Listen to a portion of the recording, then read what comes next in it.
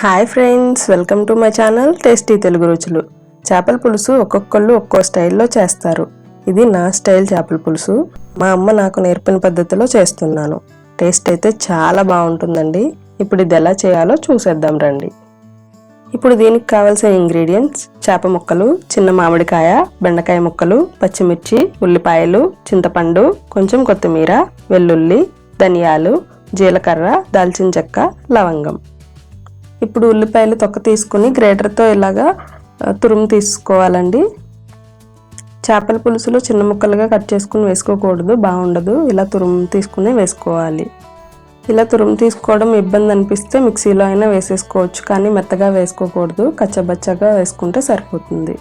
అల్లం కూడా ఇలాగ చిన్నదాంతో తురుము తీసేసుకుంటున్నాను. ఇలా అయితే మెత్తగా పేస్ట్ లాగా వచ్చేస్తుందండి. ఉల్లిపాయల్లోనే వేసుకోవాలి అల్లం కూడా. ఇప్పుడు ప్యాన్లో ఆయిల్ పోసుకోవాలి. ఇది 3 నుంచి 4 టేబుల్ స్పూన్స్ వరకు పడుతుంది. ఆయిల్ ఎక్కువ ఉంటేనే చేపల పులుసు టేస్ట్ బాగుంటుంది. ఇప్పుడు మనం ముందుగా రెడీ చేసుకున్న ఉల్లిపాయ తురుము అలాగే అల్లం వేసుకోవాలి. దీన్ని ఆయిల్లో ఒక 2 నిమిషాలు వేయించుకోవాలి.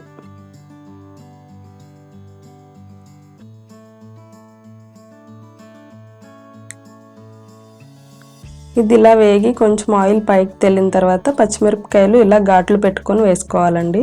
ఇవి కారం తక్కువ ఉన్నాయని నేను కొంచెం ఎక్కువ వేసాను. మీకు సరిపడినంత కారం వేసుకోవచ్చు. ఇప్పుడు వీటిని ఒక 2 నిమిషాలు ఇలా వేయించుకోవాలి. దీంట్లోనే కాస్త పసుపు వేసేసుకున్నాను. చేపల కూరలో పసుపు ఎక్కువ ఉండాలండి, అప్పుడు నీసువాసన రాకుండా ఉంటుంది, టేస్ట్ కూడా చాలా బాగుంటుంది. ఇప్పుడు ఇలా వేగిన తర్వాత దీంట్లోనే బెండకాయ ముక్కలు కూడా వేసేసుకుంటున్నాను. చేపల కూరలో బెండకాయ ముక్కలు ఉంటేనే టేస్ట్ బాగుంటుందండి. ఇవి కొంచెం వేగిన తర్వాత ఇప్పుడు చేప ముక్కలన్నీ దీంట్లో వేసేసుకుందాం.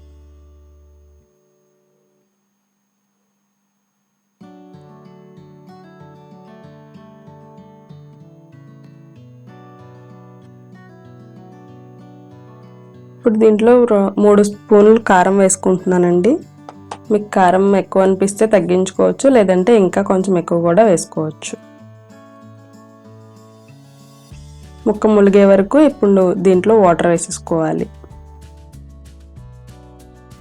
చూస్తున్నారు కదండి, మీరు మీ ఇంట్లో చేపల పులుసు ఏ స్టైల్లో చేస్తారో కామెంట్ చేయండి.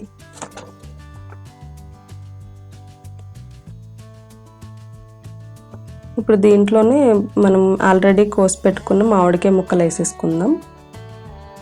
మామిడికాయ వేసుకోవడం వల్ల చేపల పులుసు టేస్ట్ చాలా బాగుంటుందండి.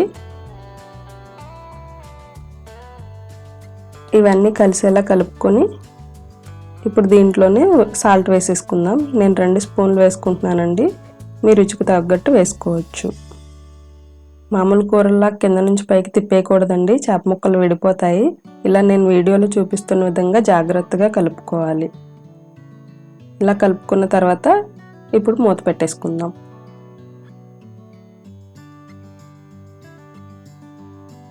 ఒక 10 నిమిషాలు ఇలా ఉడికిన తర్వాత ఇందులోనే మనం ముందుగా రెడీ చేసి పెట్టుకున్న చింతపండు పులుసు వేసేసుకుందాం. పెద్ద నిమ్మకాయ సైజ్ అంత చింతపండు సరిపోతుందండి, ఎందుకంటే ఆల్రెడీ మామిడికాయ కూడా వేసాం కాబట్టి ఆ పులుపు ఈ పులుపు సరిపోతాయి. ఇది కొంచెం కలిసేలా కలిపేసుకొని మూత పెట్టేసుకోవడమే.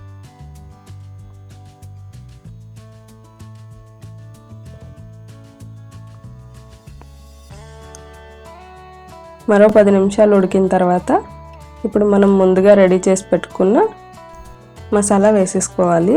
ఇది ధనియాలు, జీలకర్ర, వెల్లుల్లి, దాల్చిన చెక్క, లవంగం వేసుకొని మిక్సీ పట్టుకొని వేసుకుంటున్నానండి. దీంట్లో గసగసాలు వేయకూడదు, గసగసాలు వేస్తే పులుసు టేస్ట్ అంత బాగుండదు. ఇది ఇలా కలిపేసుకుని జాగ్రత్తగా కలిసేలా, వాటర్లో మాత్రం కలిసేలా కలుపుకుంటే సరిపోతుంది.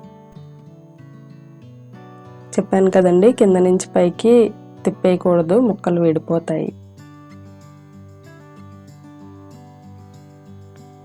ఇప్పుడు మూత పెట్టేసుకుందాం.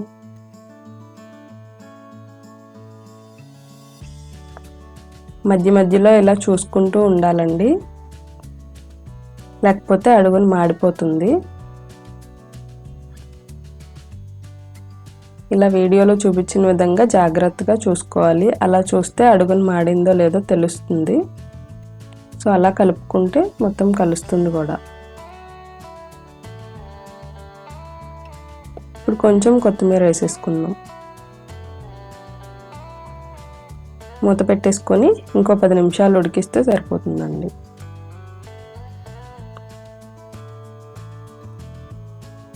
చూసారు కదండి ఎంత బాగా అయిందో, పులుసు చిక్కబడింది. ఈ కన్సిస్టెన్సీలో పులుసు చిక్కబడితే సరిపోతుంది, ఇంకా అయితే మొత్తం పులుసు ఉండదు. ముక్క చూసారు కదండి ఎంత బాగా ఉడికిందో. దీనికి మసాలాలు పులుపు అన్నీ చాలా బాగా పట్టాయి. ఇంక ఇప్పుడు స్టవ్ ఆఫ్ చేసేసుకుందాం. ఈ వీడియో మీకు నచ్చినట్టయితే లైక్ చేసి సబ్స్క్రైబ్ చేసుకోండి. మీ ఫ్రెండ్స్ అండ్ ఫ్యామిలీతో షేర్ చేయండి. బెల్ ఐకాన్ మీద క్లిక్ చేస్తే మేము పెట్టిన ప్రతి వీడియో వెంటనే మీకు వస్తుందండి. మరో మంచి రెసిపీతో మళ్ళీ కలుద్దాం. Thanks for watching.